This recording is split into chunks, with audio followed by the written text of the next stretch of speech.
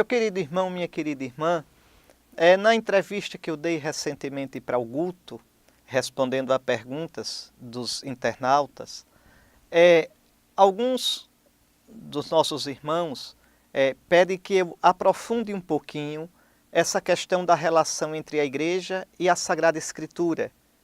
E eu queria aprofundar mais um pouquinho, porque isso é essencial para o nosso ser católico. É essencial para aqueles que são filhos da Igreja de Cristo. Os ortodoxos, o que eu vou dizer? Os ortodoxos, todas as igrejas apostólicas, as pré-calcedonianas, as pré-nestorianas, todas elas comungam desta visão. Vejam, nosso Senhor Jesus Cristo não mandou escrever nada. Nosso Senhor Jesus Cristo mandou pregar o Evangelho. O que é o Evangelho? O Evangelho é o anúncio de Cristo, o Messias, o Filho de Deus, morto e ressuscitado para a nossa salvação. Você vai ver um resumo disso muito bonito na primeira carta aos Coríntios, no capítulo 15, versículos 1 e seguinte. Eu mesmo recebi do Senhor o que eu vos transmiti. O Evangelho que vos transmiti. Cristo morreu pelos nossos pecados, segundo as Escrituras. Então, a igreja pregava o Evangelho. A igreja anunciava. A igreja falava sobre Jesus, os feitos, os ditos de Jesus e aplicando-os à vida dos cristãos. E a igreja, então, celebrava a missa, os sacramentos todos. Isso nós temos os documentos todos da igreja primitiva. E sem ter ainda o Novo Testamento.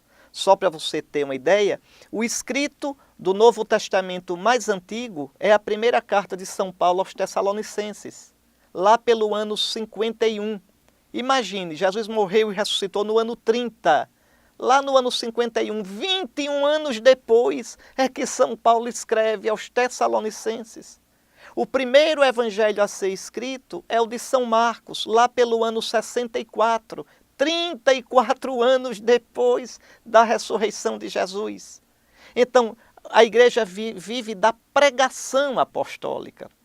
Os escritos do Novo Testamento são a pregação apostólica colocada por escrito, mas não colocada por escrito de modo sistemático. Não, os escritos do Novo Testamento, em geral, sobretudo as cartas, são escritos de ocasião.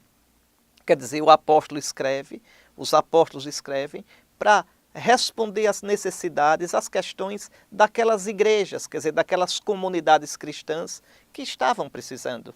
Lá pelo século II é que a igreja faz o discernimento de quais são os escritos que são inspirados por Deus. Vejam, não é a igreja quem inspira, mas é a igreja quem faz o discernimento. Por exemplo, o Evangelho de Pedro, o proto-evangelho de Tiago. Como é que a gente sabe que eles não são inspirados por Deus? São obras boas, edificantes, mas não são palavra de Deus. Como é que a gente sabe que a epístola de Barnabé, que a Didaquê, que são escritos tão bonitos, tão santos, não são palavra de Deus? Foi a igreja que fez o discernimento. Não adianta, a igreja vem antes da Escritura. Não existe na Bíblia dizendo quais são os livros da Bíblia. A Bíblia não é um livro, a Bíblia é uma coleção. Vejam, de mais de 70 livros. Quem diz quais são os livros da Bíblia é a igreja, até os do Antigo Testamento. Até os do Antigo Testamento é a igreja que no Espírito Santo tem o instinto de fé para definir. Então, o que eu expliquei a vocês é o seguinte: um católico, como também um ortodoxo, um cópita, qualquer membro de uma das igrejas apostólicas que vem realmente dos apóstolos, nenhum pode fazer isso, pegar a Bíblia e dizer: eu vou olhar a Bíblia aqui, eu interpreto a Bíblia e depois eu julgo se a igreja está ou não de acordo com a interpretação. Isso não existe. Isso é uma visão muçulmana. Para os muçulmanos, o Alcorão caiu do céu assim, e o islamismo nasce do Alcorão. O cristianismo não nasce da Bíblia. Se a gente dissesse isso, seria ignorância histórica e teológica. O cristianismo nasce de Cristo. A nossa fé é numa pessoa, não é num livro. Nós cremos em Cristo. E acolhemos as Escrituras como palavra de Deus porque elas dão testemunho de Cristo. A palavra de Deus não é primeiramente a Bíblia. A palavra de Deus é primeiramente Cristo. No princípio era o Verbo, a palavra estava com Deus e a palavra era Deus. E quem interpreta a Escritura é a igreja inspirada pelo Espírito Santo. A igreja não está acima da Bíblia, mas a Bíblia, vou repetir o gesto que eu fiz de outra vez, nasceu aqui, na igreja. A Escritura foi escrita por católicos, o Novo Testamento. E para os católicos, é o nosso álbum de família. Então, quem entende esse álbum? A família. A família é a igreja.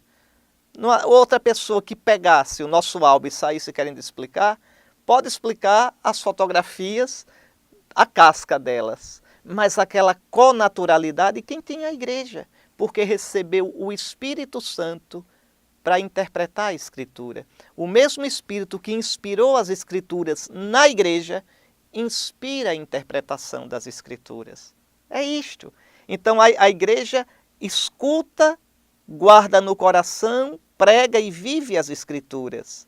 Mas as Escrituras devem ser interpretadas na igreja, no espírito da fé apostólica.